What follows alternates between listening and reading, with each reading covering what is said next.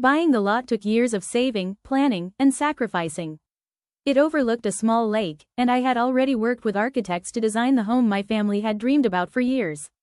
Every permit had been approved by the county before construction even began.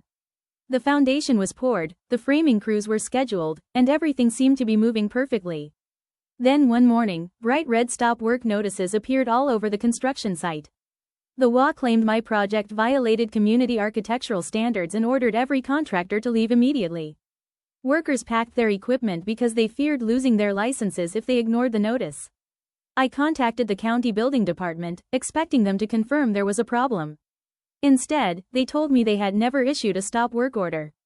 The construction permits remained completely valid. That meant the HOA had created its own notice designed to look almost identical to an official government document.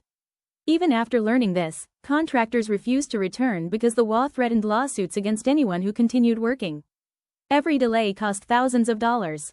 Lumber prices increased. Concrete crews moved to other projects. Interest on my construction loan continued growing while nothing happened on the property.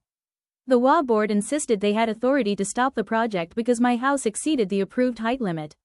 That accusation sounded convincing until my surveyor measured everything again.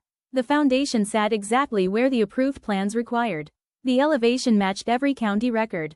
Still, the board refused to back down. My attorney requested every architectural review document the HOA possessed.